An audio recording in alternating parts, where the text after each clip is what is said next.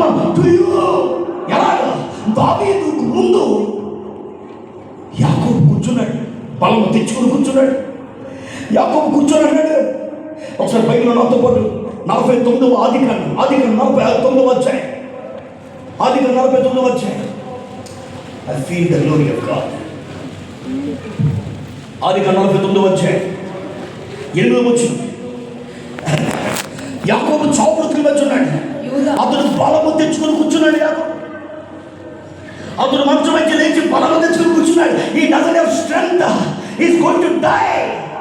చనిపోవడానికి సిద్ధపడిన సమయంలో యోసేపు వస్తూ ఉండగా తన పిల్లలందరినీ సమకూర్చుని యాకోబు బలము తెచ్చుకుని కూర్చొని ప్రవచనాలు పలకడం ప్రారంభిస్తూ ఉన్నాడు. హల్లెలూయా. మొట్టమొదటి ఇశ్రాయేలు పెద్దల వాళ్ళందరూ బ్లూ ఫీల్డ్ వాళ్ళు, ఫీల్ ద గ్లోరీ. అక్కడ రూబేన్ ఉన్నాడు, షిమేయోను ఉన్నాడు, యోదా ఉన్నాడు, లేవి ఉన్నాడు. వీళ్ళందరూ నిలబడి ఉంటే యాకోబు ఒకరి తర్వాత కొన్ని ప్రవచనాలతో తీయిస్తూ ఉన్నాడు. తండ్రి ప్రవచనం, తండ్రి ఆశీర్వాదం చాలా ప్రాముఖ్యమైంది. నమ్మిన వారు దేవునికి స్తోత్రం చెప్పండి. కొంతమంది కుటుంబాల్లో తండ్రి ప్రవచనాలకు దూరం అయిపోతున్నారు. తల్లి శాపాల్లో బ్రతుకుతున్న వారు ఎంతమంది ఉన్నారు? తల్లి శాపాలలో ఉంటే ఒక మాట చెప్తాను మీకు, యాకోబు తన భార్యతో వెళ్తుండగా త్రోవలో ఆమెకు ప్రసూతి వెళ్ళిపోయి ఒక అబ్బాయిని కంటుంది. వాడు భయంకరమైన దుఃఖాన్ని పిలుస్తాడు. ఆమెకు కంటున్నప్పుడు ఆ నొప్పిని భరించలేక అంటాడు, రే నీ పేరు బెనోనే అంటది. బెనోనే మాటకు అర్థమైన దుఃఖపుత్రుడు. నిన్ను దుఃఖంతో కన్నాను రా, నీ ముందు అన్ని కన్నాను, కానీ వాడు పుత్రుల మీద దుఃఖం లేదురా, నీ వల్ల నేను చచ్చిపోతాను కాబట్టి నీ పేరు దుఃఖం అని చెప్పాడు. యాకోబు పక్కనే ఉన్నాడు. వెంటనే యాకోబు పిల్లవాడిని ఎత్తుకున్నాడు. మరి నా భార్య దుఃఖం అని పేరు పెట్టింది, వీడికి ఇలాగ ఉద్దేశుడు దుఃఖం అని బ్రతుకుతాడు. మరి నాన్న నీ పేరు దుఃఖము కాదురా, నీ పేరు బెంజమిన్ అనగా కొన్ని చేతి పుత్రుడు. ఆల్ కింగ్స్ రాజులందరూ బెంజమిన్ నుంచి వచ్చారు. చెప్పండి, దేవుడు నామని కనపడుతాం. అలా పేరు మార్చే తండ్రులు, శాపాలు కొట్టే తండ్రులు కావాలి. కానీ రోజుల్లో అలాంటి వ్యక్తి లేదు. అందుకే మనందరికీ దేవుడు ఒకవేళ తల్లులు శ్రీపడతారేమో కానీ ఆత్మీయ తల్లిదండ్రులు ఇచ్చాడు మనకి. వారు కేవలం ఆశీర్వదిస్తారు, సభించాలనుకుంటే నీ పొరపాటు. నన్ను దేవుడు ఒకలా, శాపకుడు ఒకలా చూస్తున్నాడు, నన్ను ఒకలా చూస్తున్నాడు, అతను బాగా గౌరవిస్తున్నాడు, నన్ను బాగా గౌరవించడం నీ పొరపాటు. అది శాపకుడు తండ్రిలో ఒకే ఆత్మ పని చేస్తూ ఉంటారు. Jacob is sitting to bless them. అందరిని ఆశ్రయిస్తుండగా యోధా వచ్చాడు. యోధాను చూసి ప్రవశిస్తున్నాడు. యోధా నేను చదువుతాను, నీ సహోదరులు నిన్ను స్తుతించదు. I feel the glory of God. యోధా నీ సహోదరులు స్తుతిస్తారు. ఆ చదువు, నీ చెయ్యి నీ శత్రువుల మెడ మీద ఉంటది. నీ తండ్రి కుమారులు నీ ఎదుట సాగిలపడుతుంది. నీ సహోదరుల కుమారులు, నీ తండ్రి కుమారులు నీ ఎదుట సాగిలపడతారు. యూదా కొదమ సింహము, నా కుమారుడా నీవు పట్టిన దానిని తినివచ్చు. సింహం వలె గర్జించు. ఆడు సింహం వలె అతడు కాళ్ళు ముడుచుకొని పండుకొనెను. అతను లేపువాడెవడా? షిలోహు వచ్చువాడు. దండము తొలగిపోదు. యోధా యుద్ధ నుంచి రాజ దండము తొలగిపోదు. చెప్పండి, దేవుడు నామని కనపడుతారు. యాకోబు యోధా కొరకు ప్రవచనం పలుకుతుంటే ఆ యోధా అనుకున్నాడు, అమ్మ బాబురే నేను యోధా గోత్రం సింహమా, నా సహోదరులను స్థుతిస్తారా? నా లైఫ్లో ఇంత టర్నింగ్ ఉందా? నా జీవితం ఇంత బాగా తిప్పబడుతుందా? అబ్బా నా సహోదరుని స్థుతిస్తుండగా నేను పట్టిన దాన్ని మొదలకుండా వస్తానా? నేను కొత్త సింహాన్ని దేవుడు పిలుస్తాను అనుకున్నాడు. కానీ యోధా చచ్చిపోయి అతని జీవితంలో నెరవేర్చబడలేదు. యోధా తర్వాత నాకు ఒకసారి టక్కమని, అయ్యా 1 2 3 4 5 6 7 8 9 మీ 9 మంది ఒకసారి అంటే తొందరగా ఇక్కడ నుంచి ఒకసారి. దిస్ వెరీ ఇంపార్టెంట్ ఆత్మీయ సత్యం. ఒక్కసారి 9 మంది నుంచి ఒకసారి. I feel the glory of God. 1 2 3 4 5 6 7 8 9 9 ఇంత బావిడి గారు చేసినారు. మీరంటే మీరు చెప్పండి. 9 3 4 5 6 7 8 9 ఇంకొక వ్యక్తి కావాలంట. నుంచి ఇలా నుంచి అలా నుంచి అయ్యా. ఇప్పుడు యాకోబు నేను అనుకున్నాను ఇక్కడ ప్రవచించిన యోధా కొమ్మ సింహం నీ సహోదరుని స్థిస్తారు అన్నాడు. యోధ అనుకున్నాడు, యాస్ అతను నా జీవితంలో నెరవేర్చబడుతుంది అనుకున్నాడు. యోధ జీవితంలో నెరవేర్చబడలేదు. ప్రాఫెసీగా ఉండిపోయింది. యోధ తర్వాత మరొక వ్యక్తి వచ్చాడు, యోధ నుంచి పుట్టినవాడు.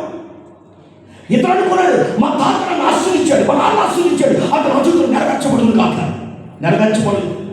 అతను నాకు ఇంకో సోదరుడు వచ్చాడు, కుమారుడు, నెరవేర్చబడలేదు. 9 జనరేషన్స్, 10 జనరేషన్స్ పాస్ అయిపోయి 1 2 3 4 5 6 7 8 9.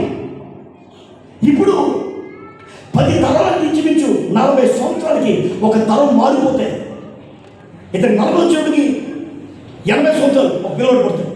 80కి 120, 120కి 160, 160కి 200 ఇలా 400 సంవత్సరాలు గ్యాప్లో, ఇంచుమించు 500 సంవత్సరాల గ్యాప్లో 10 తరాలు గడిచిపోయిన తర్వాత 11వ తరం వాడు దావీదు నమ్మడం చమకడు దేవుడు నామని కనపడదు. వీళ్ళందరూ జీవితం నెరవేర్చబడి ఆ వాగ్దాన ప్రవచనం దావీదు జీవితం నెరవేర్చబడింది. దేవుడికి స్తోత్రం చెప్పండి. ఒకసారి పాపం చెప్పండి, నేను ప్రవచనంలో ఉన్నానని చెప్పండి. ఒకసారి వాక్యమైన ప్రవచనంలో ఉన్నాను. ఈ రోజు దేవుడిని బలపరుస్తూ ఉండగా ప్రవచనంలో జీవితం నెరవేర్చబడుగా. ఎందుకు దావీదు నెరవేర్చబడిందంటే వీళ్ళందరూ అనుకున్నారు తన సహోదరులు వాళ్ళు స్తుతిస్తారు అనుకున్నారు. ఎవరు నన్ను పొగట్లేదండి, స్తుతించలేదండి, నన్ను కనపరచలేదు అనుకుంటూ కాలక్షేపం చేశారు. కానీ దావీదుకి వచ్చినప్పటికీ దేవునికి మహిమ కలుగును గాక, దేవుడు స్తుతింపబడును గాక. నీవు నా కొండ, నువ్వు నా కోట, నువ్వు నా దుర్గ, నువ్వే దేవుడు, ప్రభువానికి స్తోత్రం అన్నాడు. దేవుడు అనుకున్నాడు, ప్రవచనం నెరవేర్చడానికి ఎగ్జాక్ట్ వ్యక్తిగా నువ్వు. నేను ఎంతో మందిని చూస్తూ వచ్చా, నా వార్తను నెరవేర్చడానికి తరాలు దాటుతూ వచ్చా, రోజులు దాటుతూ వచ్చా, సంవత్సరాలు దాటుతూ వచ్చా, నెలలు దాటుతూ వచ్చా. నీ దగ్గరికి వచ్చినప్పటికీ నీవు ఆకర్షించావు, నా ప్రవచనం నీవు నెరవేర్చనుకున్నాను. దేవుడికి స్తోత్రం చెప్పండి. ఎందుకు ఇంత గంభీరమైన పరిచయం ఇక్కడ జరుగుతుందంటే ప్రవచనం నెరవేర్చింది ఎలా ఉంటుంది. నమ్మున దేవుడికి స్తోత్రం చెప్పండి. దగ్గరగా దేవుడికి స్తోత్రం చెప్పండి. ఒకసారి నాకు అనిపించింది, ఎందుకు దావీదుని ప్రవచనం నెరవేర్చబడిందంటే is a man of praise. యోధ అనే మాటకి అర్థం ఏంటంటే స్తుతి. కానీ మొదట యోధాలో స్తుతి కనబడాలి. ఆ తర్వాత ఎవరిలో కనబడకపోతే దావీదుని కూర్చున్నప్పటికీ ఆ యోధాలో స్తుతి కనబడుతూ వచ్చింది. దేవుని స్తుతి కనబడుతూ వచ్చిన దేవుని స్తుతిస్తున్న వ్యక్తి కనబడుతుండగా దేవుడు అన్నాడు, నా హృదయానుసారం నాకు దొరికేశాడు. ప్రవచనం నెరవేర్చబడికి వచ్చేసాడు. ఎన్నో సంవత్సరాలు చేయబడిన ప్రవచనం నెరవేర్చబడును కాక. దేవుడు దేవుడు దీవించుడు కాక. కొంతమంది దేవుడు దాటుకుని దగ్గరికి రాబోతూ ఉన్నాడు. ఒకసారి పక్కన నా దగ్గరికి దేవుడు రాబోతున్నాడు అని చెప్పండి. వాక్కుని దగ్గరికి రాబోతూ ఉంది, స్వతంత్రత రాబోతూ ఉంది, విడుదల రాబోతూ ఉంది, ఆశీర్వాదం రాబోతూ ఉంది, దీవెన రాబోతూ ఉంది. హల్లెలూయా. యోధ అంటే ప్రైజ్. ఇప్పుడు పరిశుద్ధ నాతో మాట్లాడుతున్నాడు.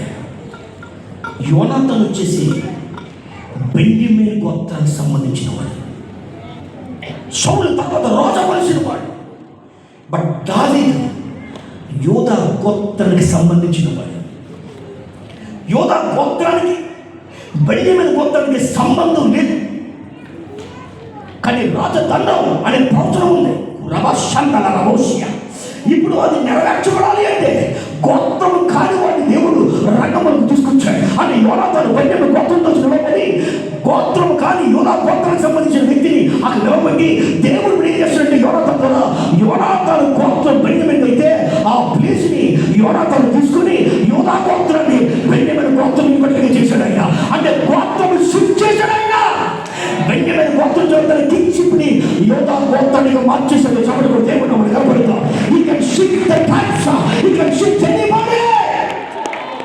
ఎవరైనా మార్చగలరు, దేనైనా మార్చగలిగిన వాడైనా ఈ రోజు నీ కొరకు ఆయన మోపోతూ ఉండగా ఒకసారి దేవునికి స్తోత్రం చెప్పండి. ఒకసారి పక్కన చెప్పండి, ఆయన మార్చిపోతున్నాడని చెప్పండి. ఒకసారి నన్ను శిక్షిపోతున్నాడు, నా స్థితిని, నా బ్రతుకును, నా పరిస్థితిని మార్చిపోతూ ఉన్నాడు ఆయన. అందరూ లేచిన పడదు, ఐదు సమయం అయిపోతుంది. అందరూ లేచిన పడదు, ప్రతి ఒక్కరు లేచిన పడదు.